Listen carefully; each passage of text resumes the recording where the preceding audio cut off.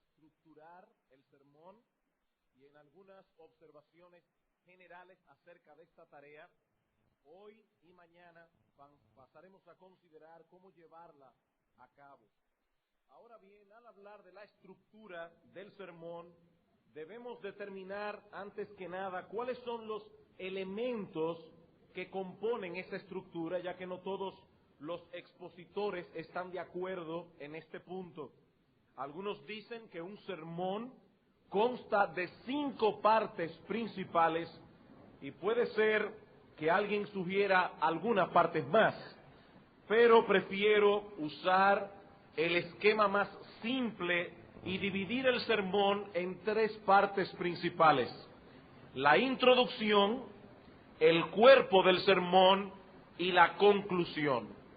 En la mañana de hoy comenzaremos por el cuerpo del sermón, que es el aspecto al que debemos dar prioridad en el proceso de elaboración. La introducción nunca debe ser escrita, y digo esto enfáticamente, la introducción nunca debe ser escrita hasta tanto no tengamos una idea al menos general del mensaje que vamos a exponer y de la meta que queremos lograr. Es contraproducente que trabajemos con la introducción si no estamos seguros todavía de qué es lo que vamos a introducir. Una introducción introduce algo. Si vamos a trabajar con la introducción, evidentemente tenemos que tener algo que introducir.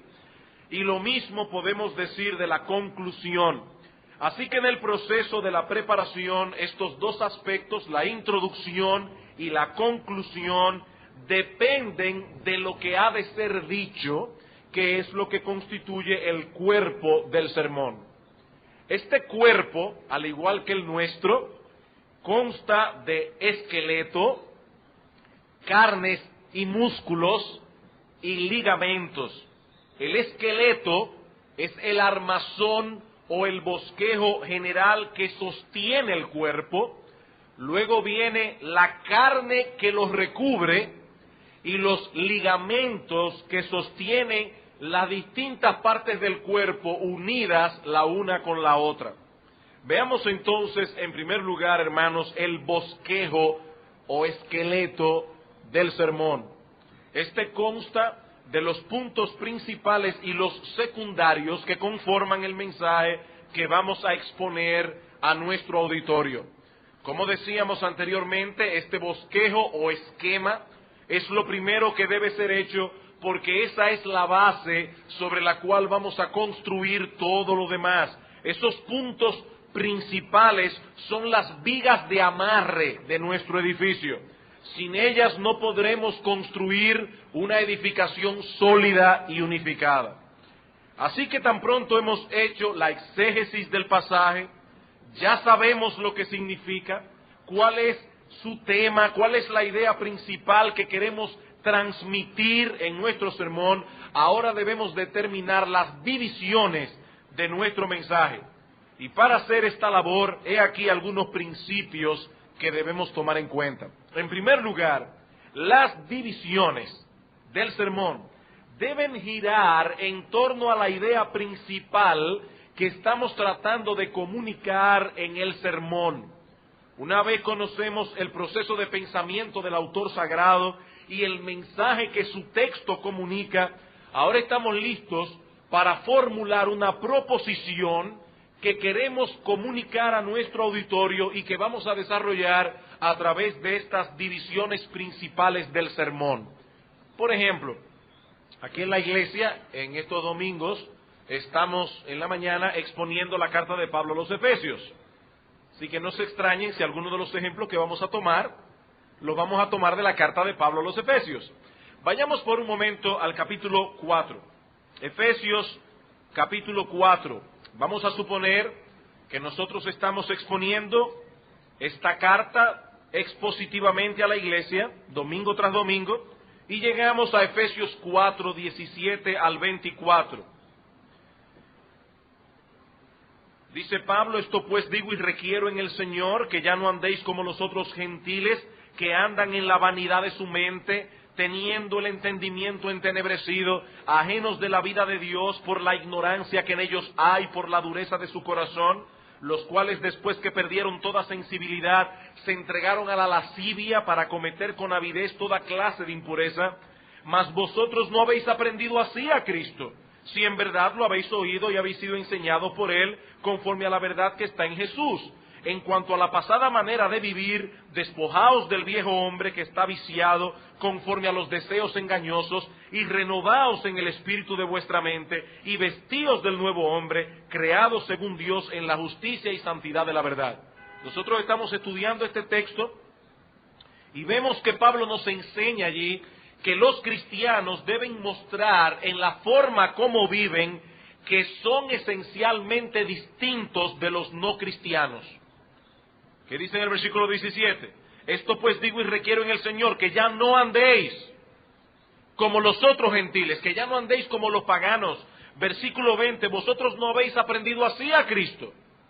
Los cristianos no deben vivir como viven los no cristianos. Eso es básicamente lo que Pablo está diciendo aquí. Esa es la idea que nosotros queremos transmitir en nuestro mensaje. La división del texto puede ser la siguiente. Sugiero este bosquejo. Punto número 1, la vida del hombre sin Cristo. ¿Qué dice Pablo allí? Esto pues digo y requiero en el Señor, ya no andéis como los otros gentiles. ¿Y cómo andan ellos? En la vanidad de su mente, teniendo el entendimiento entenebrecido, ajeno de la vida de Dios, etcétera. Entonces nuestro primer punto en el sermón es la vida del hombre sin Cristo. Y aquí yo puedo poner algunos subpuntos dentro de ese punto. En primer lugar, su problemática particular, andan en la vanidad de su mente.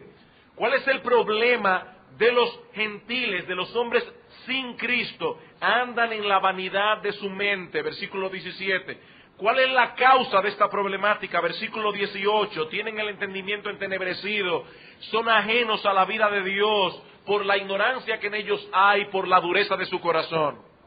¿Y cuál es la consecuencia de este andar? Versículo 19, después que perdieron toda sensibilidad, se entregaron a la lascivia para cometer con avidez toda clase de impureza. Así que tenemos, punto número 1, la vida del hombre sin Cristo. Su problemática, versículo 17, su causa, versículo 18, su consecuencia, versículo 19. Punto número 2, la nueva vida de aquellos que están en Cristo. Mas vosotros no habéis aprendido así a Cristo. Hay un contraste.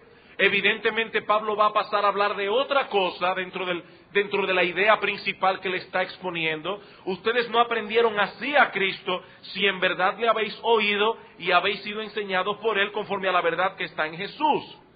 Tristemente la Reina Valera no transmite exactamente la idea del original cuando da estos verbos que siguen del versículo 22 al 24 como mandatos, cuando en realidad en el texto griego son infinitivos. En otras palabras, los que tienen la versión de las Américas podrán ver eso más claro. Lo que Pablo está diciendo allí, ustedes no aprendieron así a Cristo. ¿Qué aprendieron de Cristo? Aprendieron a despojarse del viejo hombre, a renovarse en el espíritu de vuestra mente y a vestirse del nuevo hombre. Eso fue lo que aprendimos de Cristo. Y por eso debemos andar en una manera distinta. Así que yo tengo aquí mis punto número 2, la nueva vida de aquellos que están en Cristo, y tengo 3 subpuntos. Primero, es una vida centrada en Cristo, versículo 20, vosotros no habéis aprendido así a Cristo. Pablo no está diciendo vosotros no habéis aprendido así acerca de Cristo, no. Ustedes aprendieron a Cristo mismo, es una vida centrada en Cristo.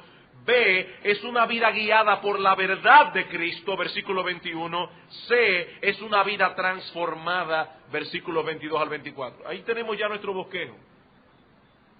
La vida del hombre sin Cristo, descrita en los versículos 17 al 19, sirve de trasfondo al cambio extraordinario que se ha operado en nosotros ahora que estamos en Cristo, cambio que Pablo describe en los versículos 20 al 24. cada división principal y cada una de las subdivisiones surgen del texto y giran en torno a la idea principal. Así que, ¿cuál es el primer principio, hermanos, al bosquejar? Que cada punto y cada subpunto debe girar en torno a esa idea principal que estamos tratando de comunicar en nuestro sermón. En segundo lugar, las divisiones deben disponerse de tal manera que indiquen progresión de pensamiento. Las divisiones del sermón deben disponerse de tal manera que indiquen progresión de pensamiento. El auditorio debe percibir que nosotros los estamos llevando hacia una meta. Ahora, ¿cómo se logra ese propósito? Bueno, si nosotros dividimos los puntos y los subpuntos en un orden lógico y ascendente. Déjenme dar algunas ideas. Si estamos dividiendo nuestro sermón, lo negativo generalmente debe venir antes de lo positivo. Vamos a predicar de la pobreza en espíritu. Bienaventurados los pobres en espíritu. Y nosotros comenzamos diciendo a nuestra congregación, ¿qué no significa este texto? Aquí Cristo no está hablando de la pobreza material.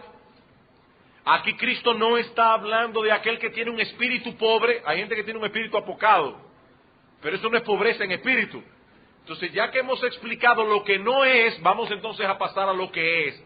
Hay un progreso de pensamiento. Lo negativo viene primero, lo positivo viene después. Lo abstracto debe preceder a lo concreto. Primero las ideas generales, luego vamos a lo particular. La objeción debe venir primero y luego la refutación. Algunas personas niegan esto. Por esta objeción, ponen esta objeción al mandato o a esta enseñanza bíblica y decimos la objeción, pero ahora vamos a responder bíblicamente a estas objeciones. La refutación viene primero, la respuesta viene después. El planteamiento del problema, si estamos planteando un problema, debe venir primero, la solución después. El razonamiento debe venir primero, luego la exhortación y así sucesivamente. Debemos mostrar un progreso en nuestro proceso de argumentación. En tercer lugar, cada división debe contener una sola idea básica.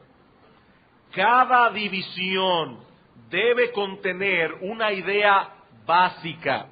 ¿Y eso qué significa, hermanos? Que debemos evitar que un punto penetre en el terreno del otro. Y eso es un mal muy común que cometemos a veces los predicadores. Déjenme poner un ejemplo. Estas cosas se explican mejor con un ejemplo que con una idea general. Estamos exponiendo primero a los Corintios capítulo 13. Bueno, un bosquejo tentativo, vamos allí a 1 Corintios 13, el gran capítulo del amor. Un bosquejo tentativo puede ser el siguiente. Punto número 1, la preeminencia del amor, versículos 1 al 3. Si yo hablase lenguas humanas y angélicas y no tengo amor, vengo a ser como metal que resuena o címbalo que retiñe. Si tuviese profecía y entendiese todos los misterios y toda ciencia, y si tuviese toda la fe de tal manera que trasladase los montes, y no tengo amor, nada soy. Y si repartiese todos mis bienes para dar de comer a los pobres, y si entregase mi cuerpo para ser quemado, y no tengo amor, de nada me sirve. El amor es superior, el amor es preeminente. Eso es lo que Pablo está diciendo aquí. Punto número 2 de mi sermón.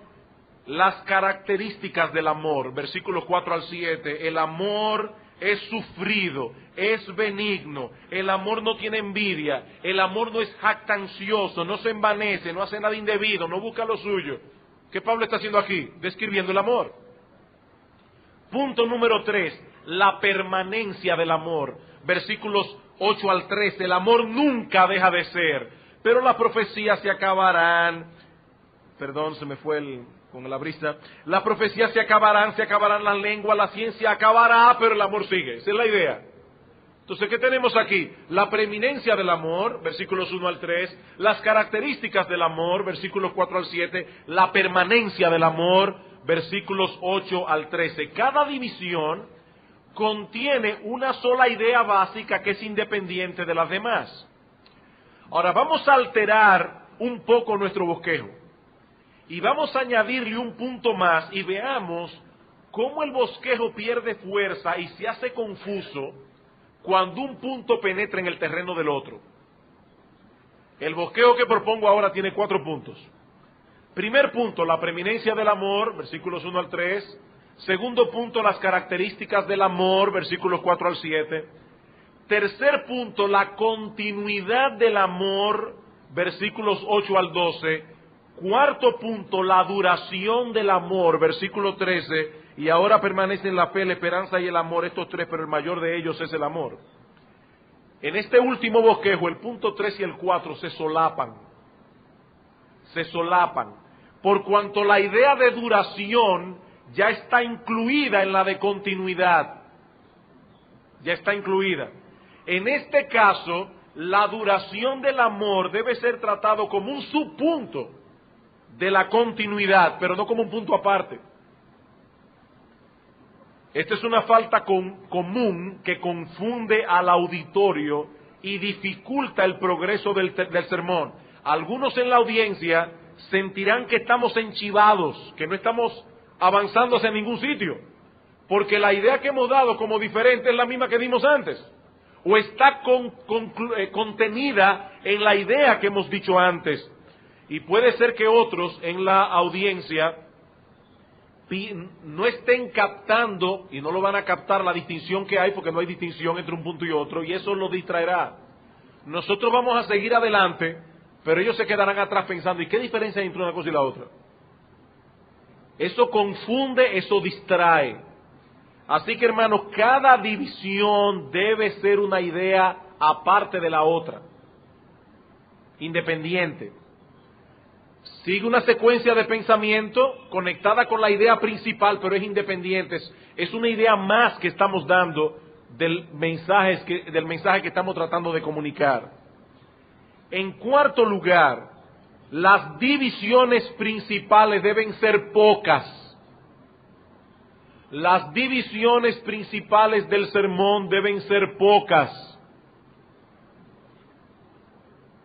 En cierta ocasión, el puritano Richard Baxter, muy gran hombre de Dios, sus sermones son excelentes, pero predicando un sermón al estilo puritano, el sermón tenía 65 puntos. Bueno, hermanos, eso es una tremenda exageración. Eso es una tremenda exageración. ¿Quién sigue un sermón así? Las divisiones deben ser pocas, un mínimo de 2, obviamente. Si no hay nada más una, ya no hay división. Un mínimo de 2, no más de 5 en la generalidad de los casos. No más de 5 en la generalidad de los casos. Si un pasaje o tema requiere de más divisiones para exponerlo adecuadamente, es posible que lo que tenemos allí es demasiado material para más de un sermón. Para más de un sermón. Alguien dijo al respecto, a mayor número de puntos, menos posibilidades existen de que una persona de memoria normal los recuerde una vez la predicación ha concluido. Ahora, en esto, hermanos, hay predicadores que están esclavizados a los sermones de 3 puntos. Generalmente los puntos de 3 sermones se manejan muy bien, muy bien. Yo no tengo nada en contra de los sermones de 3 puntos. Nos permite abrir la idea, ampliarla y concluirla. Entonces está muy bien un sermón de 3 puntos, pero no nos esclavicemos a ese esquema. Hay personas que cuando en sus textos solo tienen 2 puntos, jalan por los moños otro para que tenga 3. Oí de alguien que estaba hablando, yo no me acuerdo de qué cosa, y de repente dijo, y en tercer lugar, vamos a hablar de la mujer samaritana para que tenga 3 puntos. No, pero es que si no tiene nada que ver la mujer samaritana, no lo entre ahí. No se esclavice a un esquema. Un sermón puede tener 2 puntos, o puede tener 4, o puede tener 5. En quinto lugar, las divisiones principales y secundarias deben estar estrechamente relacionadas entre sí y seguir una pauta uniforme. Hermanos, esto es muy importante. Las divisiones principales y secundarias deben estar estrechamente relacionadas entre sí y seguir una pauta uniforme. Si la primera división está en forma de frase, es preferible que las otras tengan esa misma forma. Si está en forma de pregunta, las otras deben serlo también, y así sucesivamente. En el sermón del pastor Salvador Gómez ayer en la tarde, su primer punto fue: ¿de qué clase de tiempo nos está hablando Pablo aquí? Segundo punto, ¿qué debemos hacer con el tiempo? Aprovechar el tiempo. ¿Qué significa aprovechar el tiempo? En tercer lugar, ¿cómo podemos hacer esto? 3 preguntas que nosotros podemos recordar. De hecho, yo no tengo aquí en mis notas el sermón que él predicó, pero lo recuerdo. Son 3 puntos fáciles de seguir. Pero esto es más fácil de ejemplificar que de explicar. Por eso vamos a dar un ejemplo. Supongamos, hermanos, que vamos a exponer Juan capítulo 7, versículos 37 al 38. Las palabras de invitación del Señor a los sedientos. Si alguno tiene sed, venga a mí y beba. El que cree en mí, como dice la Escritura, de su interior correrán ríos de agua viva. Yo propongo el siguiente bosquejo. Primer punto, el contexto de la invitación en el último y gran día de la fiesta. Juan fue cuidadoso en decirnos cuál es el momento histórico en que esta invitación se dio. Y eso era importante porque en ese último y gran día de la fiesta, el sumo sacerdote iba al estanque de Siloé, sacaba agua del estanque, la arrojaba en el altar, recordando todas aquellas promesas del Antiguo Testamento que hablaban del manantial de agua viva que iba a brotar cuando el Mesías llegara. Muy probablemente Cristo dio esta invitación luego de ese acto del sumo sacerdote. Eso da sentido a la invitación. Él está diciendo: yo soy el agua viva que tipifica el estanque de Siloé. Entonces, primer punto, el contexto de la invitación. Segundo punto, los destinatarios de la invitación, si alguno tiene sed. Tercer punto, el contenido de la invitación: venga a mí y beba. Cuarto punto, la promesa de la invitación: el que cree en mí, como dice la Escritura, de su interior correrán ríos de agua viva. Estos encabezados siguen una pauta uniforme. No sería lo mismo si dividimos el texto de la siguiente manera. Primer punto, ¿cuándo pronunció el Señor estas palabras? Segundo punto, los pecadores tienen sed. Tercer punto, la salvación es por fe. Cuarto punto, ¿cómo la salvación que Cristo ofrece se hace al pecador? Ese bosquejo es más difícil de recordar. Mucho más difícil porque no sigue una estructura paralela. Para las personas en el auditorio es más fácil de visualizar y recordar el contexto, el contenido, el contexto, los destinatarios, el contenido y la promesa. Mucho más fácil, porque esos puntos siguen una pauta uniforme. Una cosa más en cuanto a las divisiones, y es que los encabezados del sermón deben comunicar una idea completa, de manera que su significado sea captado de inmediato por nuestro auditorio. Es posible que en sus notas el predicador solo escriba una palabra o dos en su sermón, pero al comunicarlo al auditorio debe hacerlo como una idea completa. Por ejemplo, alguien propone el siguiente bosquejo acerca de los títulos descriptivos de la palabra de Dios que aparecen en la misma Biblia. En sus notas, el predicador limitó sus puntos principales a una sola palabra. Primer punto, pan. Segundo punto, lámpara. Tercer punto, martillo.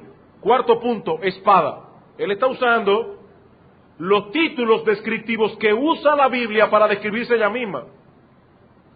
Y él solo escribió en su nota pan, lámpara, martillo, espada. Sin embargo, es preferible que al enunciar sus encabezados este predicador los presente como idea completa. Por ejemplo, uno de los símiles que la Escritura usa para referirse a sí misma es el del pan. Ahora fíjense, en su nota él solo tiene una palabra, pan. Pero él no puede pararse aquí y decir, primer punto, pan. Eso no, la gente no sabe de qué le está hablando. O puede perderse. Es preferible que lo enuncie como una idea completa. El primer símil que vamos a estudiar en esta mañana y que la Biblia usa para referirse a sí misma es el símil del pan. Debe ser enunciado como una idea completa y así resulta más esclarecedor para la congregación. Pero no podemos seguir ampliando este asunto del bosquejo. Recomiendo, hermanos, leer los principios contenidos en el Tratado sobre la Predicación de Juan Brodus, está en español, también el volumen 1 de Ministros de Jesucristo por José María Martínez. También recomiendo el libro de James Braga, Cómo preparar mensajes bíblicos en ese asunto de las divisiones del sermón. Estoy recomendando particularmente ese capítulo, creo que puede ser muy útil. Pero hermanos, un cuerpo no solo tiene huesos. Una vez tenemos el esqueleto, ahora tenemos que vestirlo de carne y de músculos. Y eso es lo que constituye el cuerpo mismo del sermón, que es lo que vamos a ver ahora. El cuerpo mismo del sermón.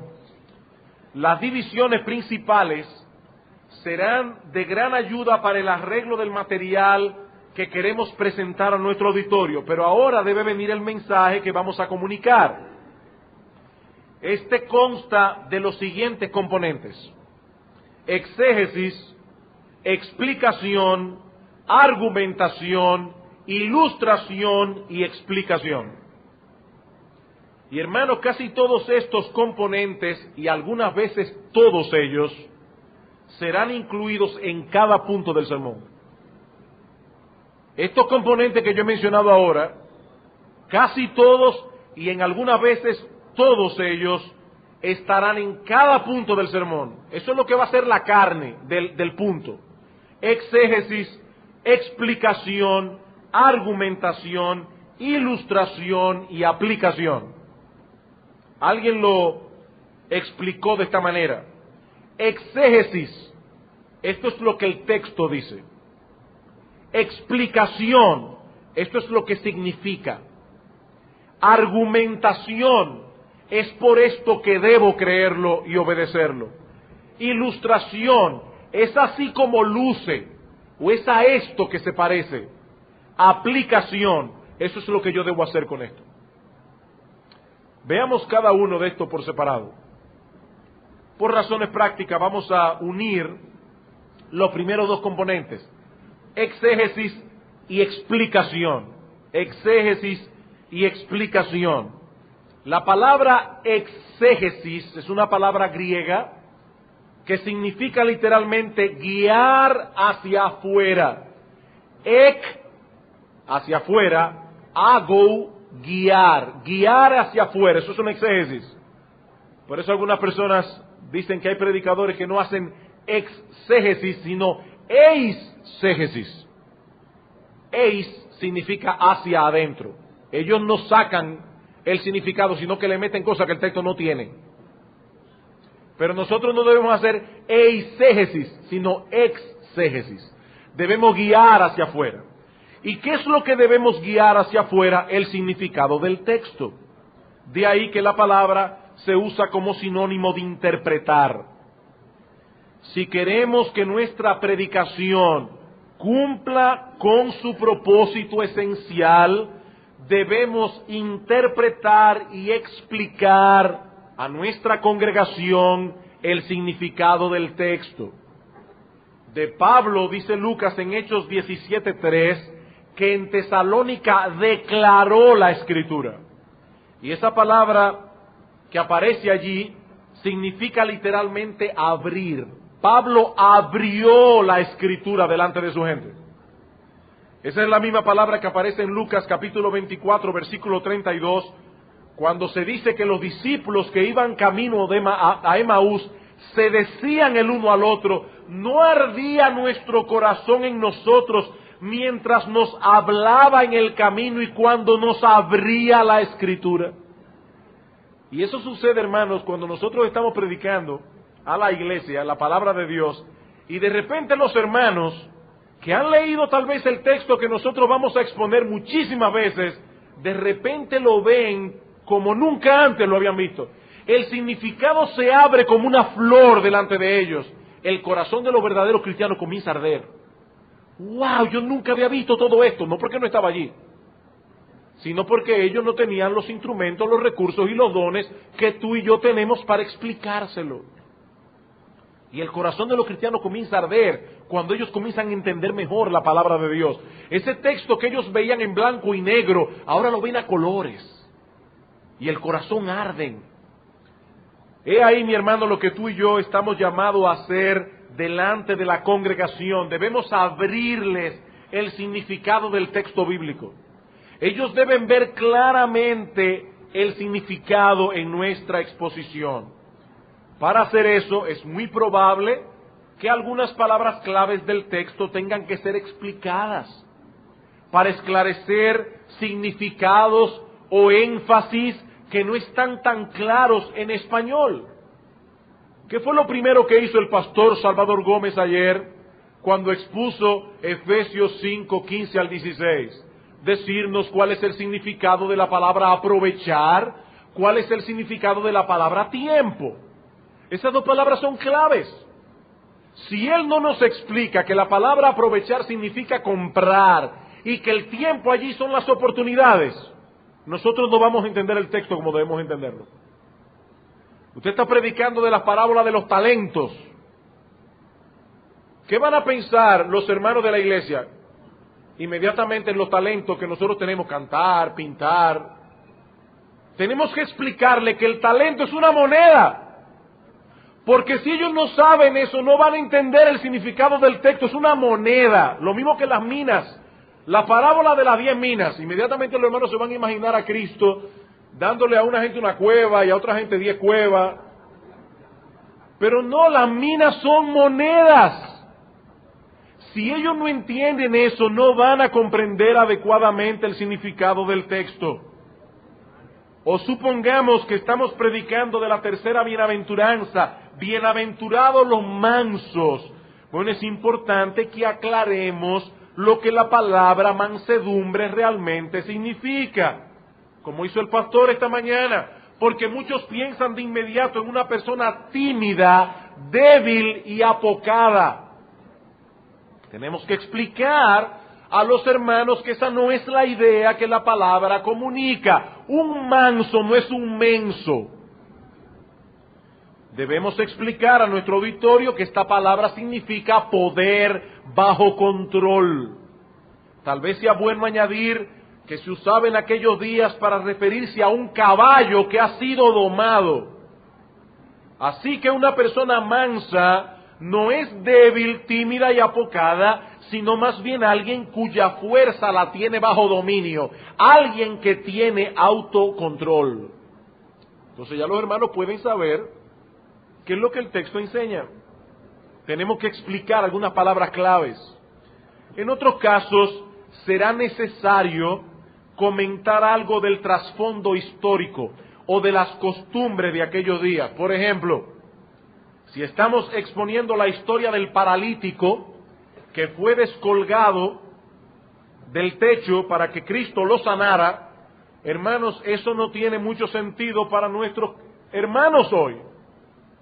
Porque nuestras casas están construidas con techos de zinc, de madera o de cemento. Imagínense que yo estoy aquí hablando de esta historia y los hermanos mirando para arriba. ¿Y cómo fue que hicieron eso?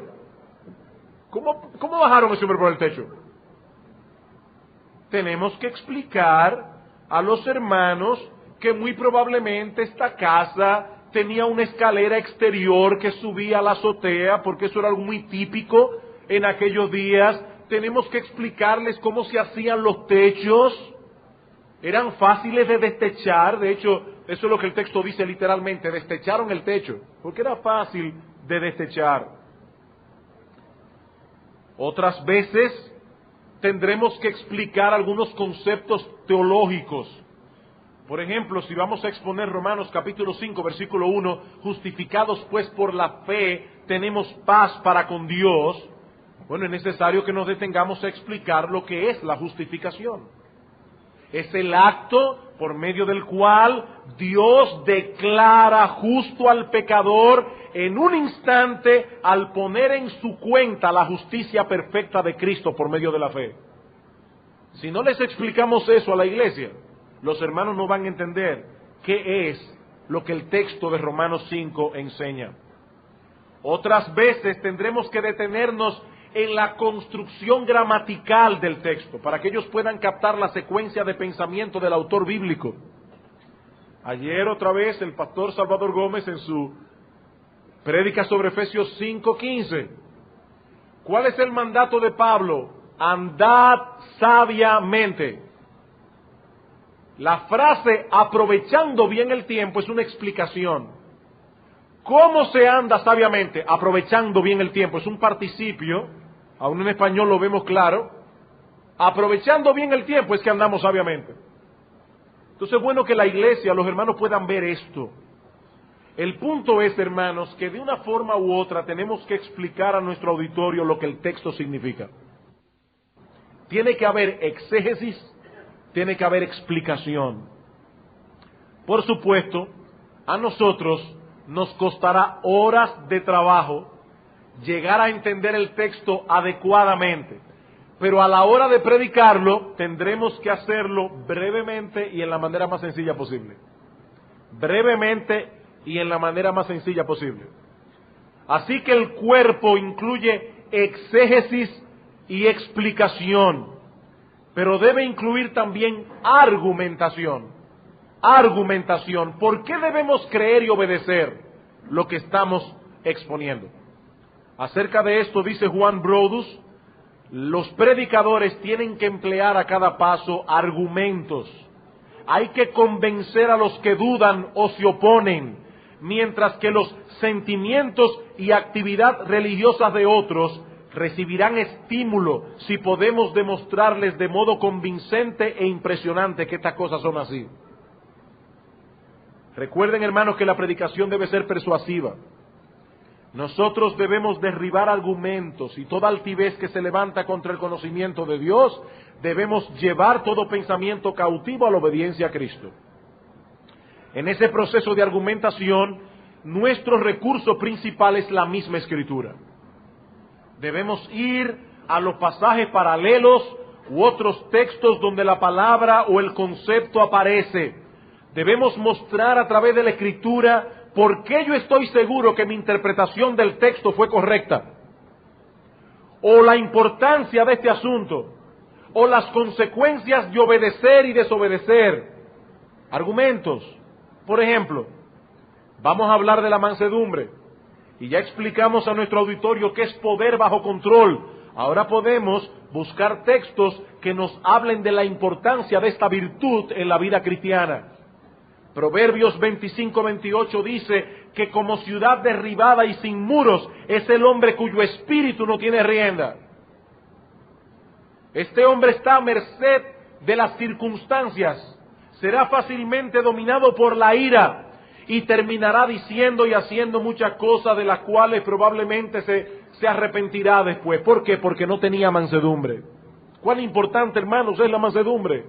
Yo estoy convenciendo a mi auditorio que lo que yo estoy predicando es importante, que la virtud que yo quiero inculcar en sus corazones es importante.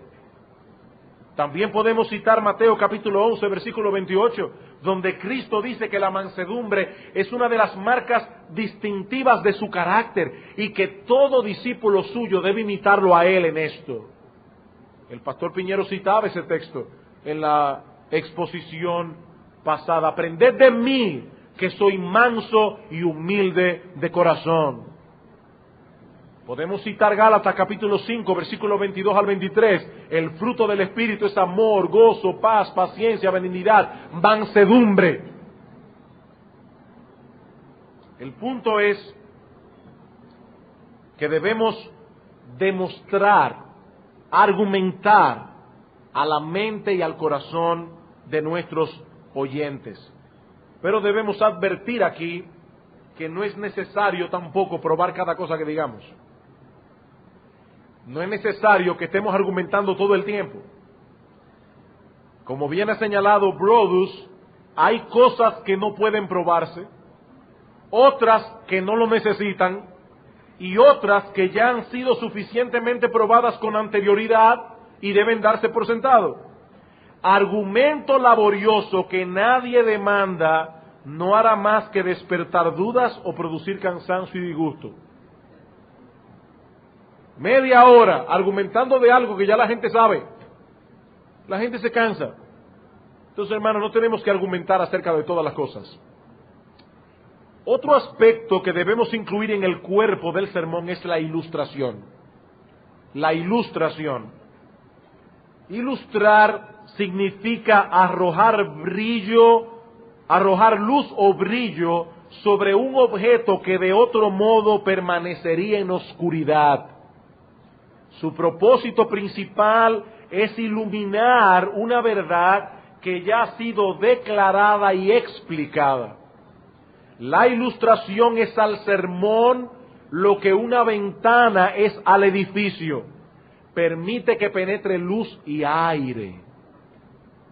Cuando estamos dando un sermón lleno de definiciones y de explicación, hermanos, necesitamos que entre aire, que entre luz.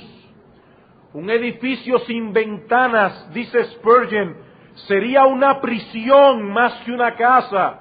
Y del mismo modo, un discurso sin parábola es tedioso y gris y conlleva un pesado cansancio para la carne, dice Spurgeon. Y tiene razón.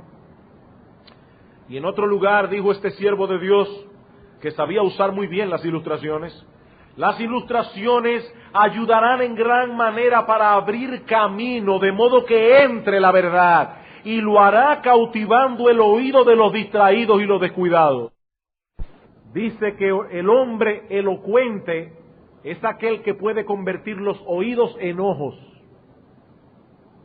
Esa era la gracia que tenía Whitefield.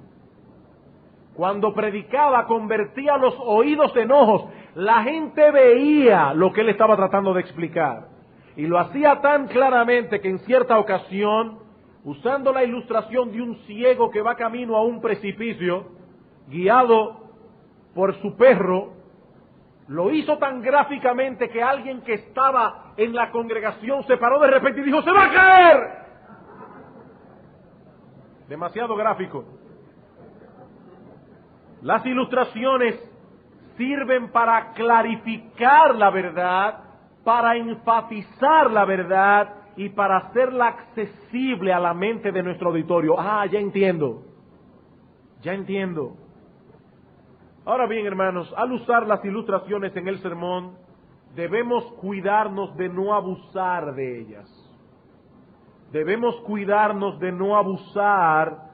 ellas. Cosa que debemos reconocer con tristeza ocurre frecuentemente.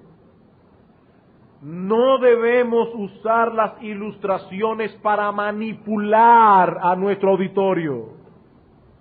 Hay personas que llenan su sermón de historias tristes y fantásticas y la gente sale llorando.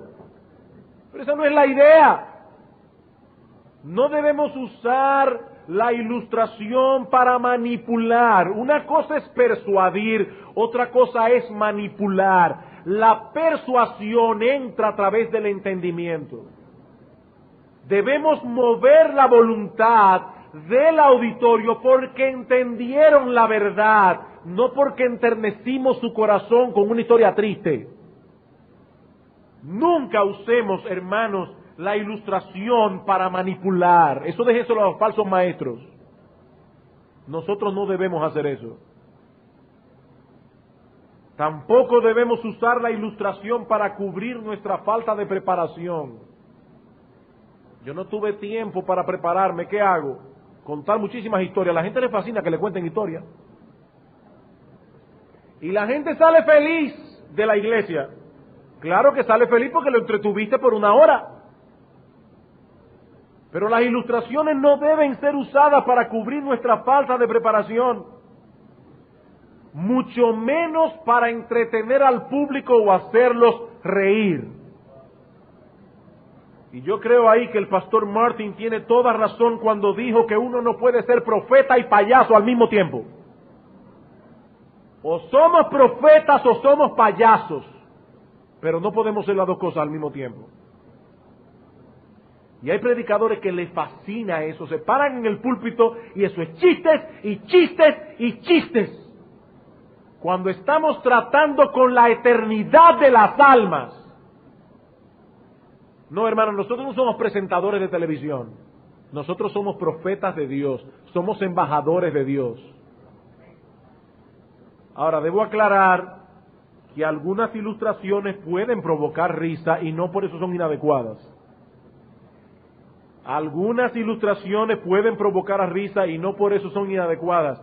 Los que han leído sermones de Spurgeon se dan cuenta de inmediato que este hombre tenía buen sentido del humor y sabía usarlo en una forma muy eficaz, muy eficaz. Pero hermanos, debemos estar seguros de que estamos usando esa ilustración para arrojar luz sobre una verdad y no como una mera entretención. No como una mera entretención. No fuimos llamados para entretener al rebaño, sino para alimentarlo, cuidarlo y pastorearlo. También debemos cuidarnos del exceso en el uso de las ilustraciones. Una casa no está hecha solo de ventanas. Alguien dijo una vez que un sermón que usa demasiadas ilustraciones es como una mujer con demasiadas joyas. Las joyas que estaban destinadas a destacar su figura la esconden. Está llena de joyas. ¿De dónde surgen las ilustraciones? Bueno, en primer lugar, de la misma escritura. De la misma escritura. Leí recientemente de un pastor que escribió a otro pidiéndole que les recomendara un buen libro de ilustraciones. El otro le mandó una postal con solo 2 palabras, la Biblia. La Biblia. La palabra de Dios está llena de ilustraciones. Y al usarlas, no solo podemos esclarecer la verdad que estamos tratando de explicar, sino que al mismo tiempo estamos mostrando a los hermanos cómo hacer un uso apropiado de la palabra de Dios, un uso práctico de la palabra de Dios, sobre todo de sus historias y narraciones. ¿Qué mejor historia que la de David con Betsabé para ilustrar el proceso a través del cual los creyentes son atrapados por el pecado? Y vemos a este hombre que en el momento en que debía estar en la guerra estaba durmiendo en su casa. Luego va al terrado de la casa. Luego ve a esta mujer hermosa. Luego la manda a averiguar. Le dicen que es casada. Pero ya la había visto y se había detenido en ello. Y el corazón fue atrapado. Una historia fantástica para ilustrar el proceso del pecado. La historia de José, en cambio, es un ejemplo impactante del efecto del temor de Dios para apartarnos del pecado. ¿Cómo podría yo pecar contra Dios?, decía José.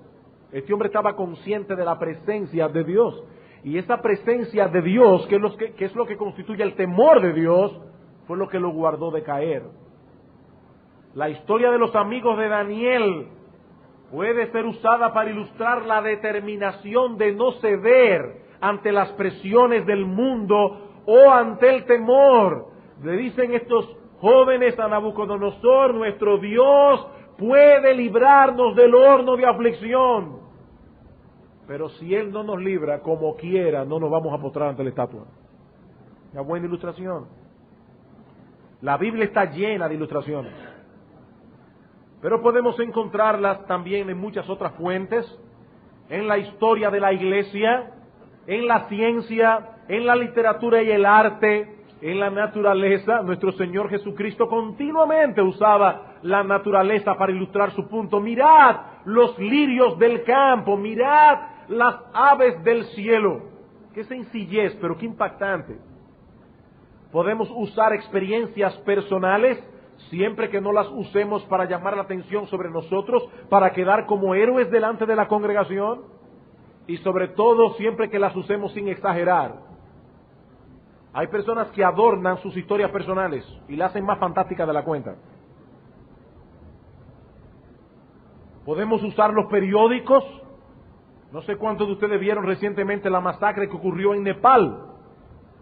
El príncipe, el hijo del rey y la reina, se llenó de tal modo de ira porque su madre se oponía a la joven que él había elegido como esposa, que en ese arrebato de ira mató a su padre, mató a su madre, mató a su hermano y a otras personas más, y finalmente se suicidó. Eso pasó la semana pasada.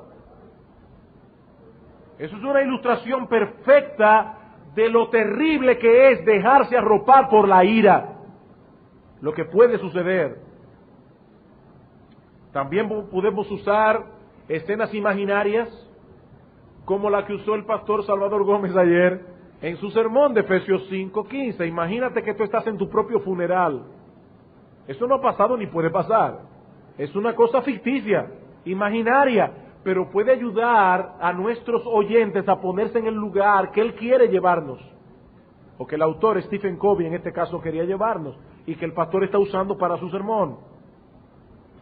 También podemos valernos de citas de otros autores. Estas impresionan la mente del oyente soportando una verdad y añaden autoridad a lo que decimos.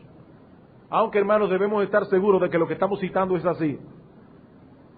Porque hay personas que citan a otros, que citaron a otros en una equivocación. Hay que tener cuidado con eso. Eso pasa mucho con las estadísticas. Recuerdo haber leído hace muchos años atrás de una estadística que decía el 30% de los profesores de la Universidad de Johns Hopkins que dan tal materia, el 30% se han casado con estudiantes del plantel.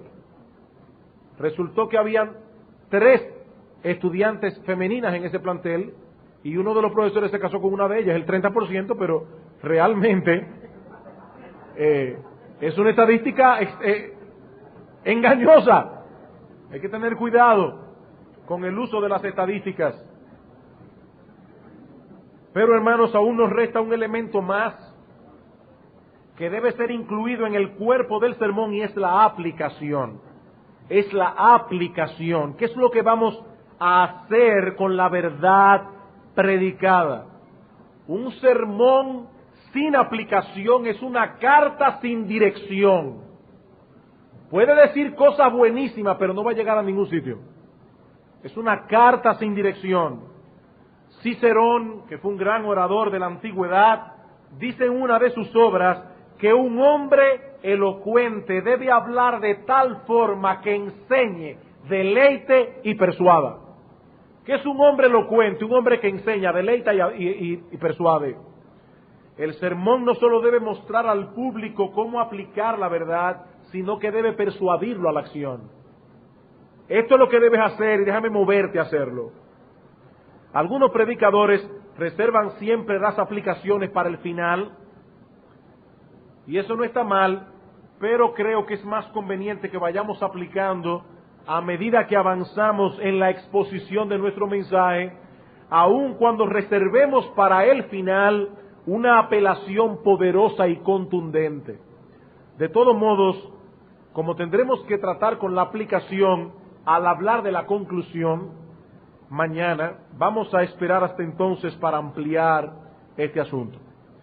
Bien, hermanos, hemos visto entonces que el sermón tiene huesos, el sermón tiene carne y músculos, que son la exégesis, la explicación, la argumentación, la ilustración y la aplicación, pero ahora nos falta conectar las piezas la una con la otra, y esta es la función de los ligamentos u oraciones de transición que veremos más brevemente. Las oraciones de transición. Estas son sumamente importantes para que el sermón tenga sentido de unidad y de progreso. Las transiciones nos permiten pasar de un punto a otro, de una idea a la otra, en una forma fluida, suave y natural.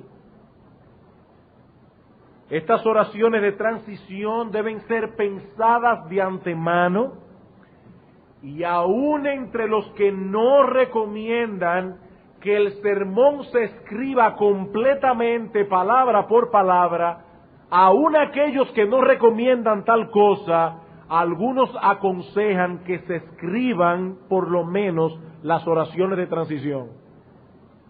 Que se escriban los puntos principales, los subpuntos y las oraciones de transición. Alguien dice al respecto: el oyente en un servicio de la iglesia no tiene el sermón del predicador ante él en una forma escrita como ayuda para seguir el mensaje conforme este va siendo pronunciado.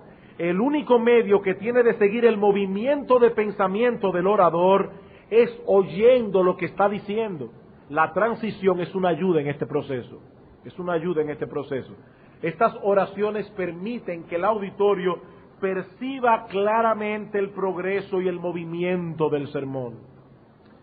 Este mismo autor que citamos dice: una transición eficaz debe poner en claro a los oyentes cada uno de los pasos en el progreso del sermón. Debiera también preparar las mentes para lo que va a seguir e interesarles en ello. Esta oración de transición puede ser una pregunta. ¿Cuáles son las características de la vida del hombre sin Cristo? En primer lugar, andan en la vanidad de su mente. En segundo lugar, la pregunta me lleva a la idea que quiero transmitir. Puede ser una recapitulación. Habiendo visto la problemática particular del hombre sin Cristo, veamos ahora en segundo lugar su causa. Y luego nuevamente, habiendo visto la problemática y la causa, veamos ahora en tercer lugar la consecuencia. Eso permite que el sermón vaya fluyendo. No lo mismo decir punto 1, su punto A, pan, su punto B, pan, su punto C, pan. La gente se siente que va, como que lo van llevando forzado. Hermanos, el sermón debe fluir suave y naturalmente. Y las oraciones de transición son necesarias para esto. Bien, hermanos, he aquí algunos principios generales para la confección del cuerpo del sermón. Mañana, Dios mediante, estaremos considerando la introducción y la conclusión. Primera Timoteo capítulo 4, versículos 13 al 16. Entre tanto que voy, ocúpate en la lectura, la exhortación y la enseñanza. No descuides el don que hay en ti. Es un don que Timoteo recibió de parte de Dios, pero que él no debía descuidar. Versículo 15. Ocúpate en estas cosas, permanece en ellas para que tu aprovechamiento sea manifiesto a todos. Ten cuidado de ti mismo y de la enseñanza y de la doctrina. Ocúpate en esta cosa. Timoteo, no descuides tu don. Hermanos, nosotros tenemos la responsabilidad de desarrollar el don que Dios nos dio, de tal manera que nuestro aprovechamiento sea manifiesto a todos. Yo entiendo por qué hay predicadores. No lo apruebo, a menos que haya una causa justificada y que sea la voluntad de Dios y Él lo muestre de manera clara. Tampoco lo estoy condenando. Estoy simplemente diciendo un hecho. Entiendo por qué hay pastores que cada 5 años cambian de iglesia. Es que se gastan. Predicar a la misma iglesia domingo tras domingo, de una manera fresca, eso exige mucho trabajo. Mucho trabajo, para que el predicador no se repita a sí mismo. Recuerdo aquella ilustración que usaba Spurgeon, de los dos hermanos que se encuentran, dos hermanos de una iglesia diferente que se encuentran en la calle, y uno pecaminosamente comienza a quejarse con el otro de su pastor. Estoy cansado del pastor, es lo mismo todos los domingos. Todos los domingos parece la misma campana, ding dong, ding dong, ding dong. El otro le dijo, qué suerte tienes, el mío solo ding, ding, ding. No tiene ni el don. Se gastan.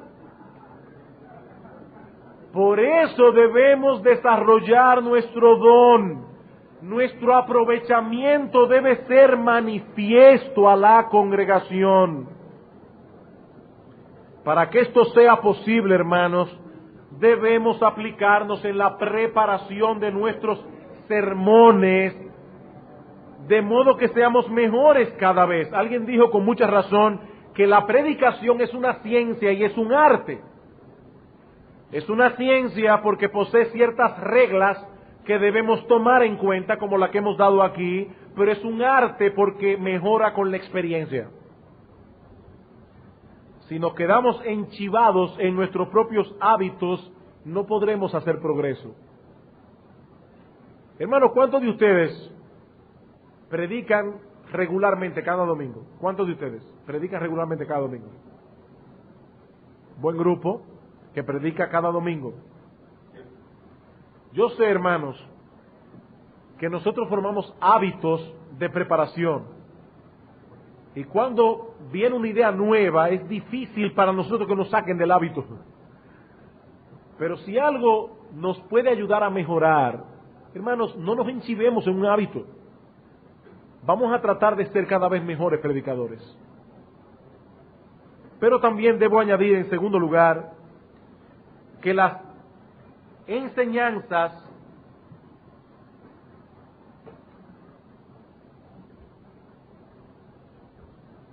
déjeme volver atrás otra vez. En segundo lugar, hermanos, la preocupación que tenemos por la estructura y el orden no debe atentar de ningún modo contra la pasión con que debemos entregar el sermón. Y el pastor Piñero habló algo de eso en la sesión pasada. Hay personas que le temen al orden y a la estructura porque piensan que eso puede restarles pasión. Y ciertamente hay predicadores muy ordenados, muy estructurados, que predican sin pasión. Pero esa falta de fervor no se debe al orden. Esa falta de fervor no se debe al hecho de que este hombre está predicando bajo una estructura. Es un problema de su corazón. Es un problema de su corazón. Dios es un Dios de orden y al mismo tiempo no es un Dios frío y sin sentimientos. Y es un Dios de orden. Algunas veces uno ve a uno de esos músicos, pianistas, sobre todo esos que incursionan, en el jazz. El jazz tiene mucho de improvisación. Y uno ve a este individuo ahí improvisando con su piano, y eso parece como que fluye de una manera muy natural, que él está simplemente expresando su sentimiento a través de la música. Pero hermanos, es el conocimiento que ese hombre tiene del instrumento, es la técnica que él ha aprendido con el paso de los años, lo que le permite tocar naturalmente dentro de ese esquema musical y expresar sus sentimientos. Es que el individuo lo sabe hacer. Él conoce la técnica, él sabe cómo se toca ese instrumento y por eso puede improvisar también. La estructura, la técnica no debe atentar contra la naturalidad, contra la pasión, contra el fervor cuando entregamos el mensaje. Todo lo contrario, hermanos, cuando esa estructura forma parte de nuestra constitución y al mismo tiempo amamos a Dios y al mismo tiempo amamos la verdad que predicamos y al mismo tiempo amamos las personas a las que ministramos, vamos a predicar un mensaje lógico, estructurado, pero al mismo tiempo con pasión y con fervor. Una cosa no atenta contra la otra. Que Dios nos conceda, hermanos, ese balance, la estructura y la pasión, la técnica y el fervor, para su gloria y para el bien de su pueblo. Vamos a orar.